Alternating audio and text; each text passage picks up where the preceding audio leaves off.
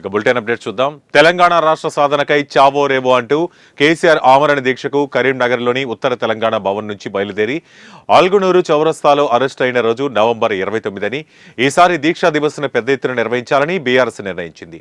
ఈ నేపథ్యంలో మాజీ మంత్రి ఎమ్మెల్యే గంగుల కమలాకర్ కరీంనగర్లో స్థల పరిశీలన చేశారు. ఉత్తర తెలంగాణ భవన్ సమీపంలో లేదా అరెస్ట్ అయిన ఆల్గునూరు చౌరస్తాలో దీక్షా దివస్ సభ నిర్వహించనున్నట్లు మాజీ మంత్రి గంగుల కమలాకర్ వెల్లడించారు.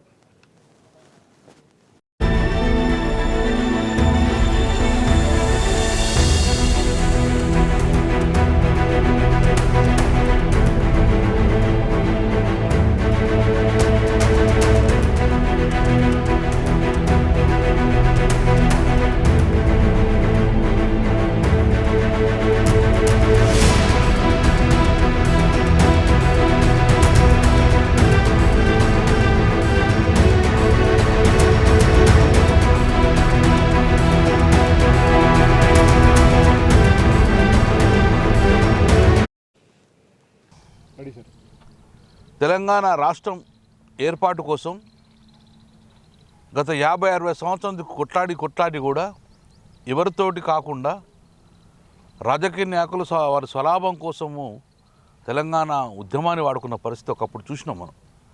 కానీ కేసీఆర్ గారు ఎప్పుడైతే తెలంగాణ వచ్చుడో కేసీఆర్ చచ్చుడో అనే ఒక నినాదంతో ఈసారి తెలంగాణ రాకపోతే ఇక రాదు అనే ఉద్దేశంతో తన చావు అంచులో కూడా పోయడం జరిగింది. తన ఆ పట్టుదలతోటి దీక్ష చేసిండు కాబట్టి, ఆమరణ నిరాహార దీక్ష చేసిండు కాబట్టి తెలంగాణ రాష్ట్రం ఏర్పాటు జరిగింది. తెలంగాణ ఉద్యమానికి పెట్టింది పేరు కరీంనగర్ జిల్లా. తెలంగాణ ఉద్యమం ఎప్పుడు ప్రారంభించినా మొట్టమొదటిగా స్పందించేదే కరీంనగర్ జిల్లా. అందుకే గౌరవ తెలంగాణ తొలి ముఖ్యమంత్రి కేసీఆర్ గారు ఈ ఉద్యమాన్ని కరీంనగర్ నుంచి చేపట్టడం జరిగింది. ఉత్తర తెలంగాణ భవన్ తీగలగొట్టేపల్లిలో కేసీఆర్ గారి నివాస గృహం అది. అక్కడి నుంచే ఉద్యమం స్టార్ట్ చేయడం జరిగింది.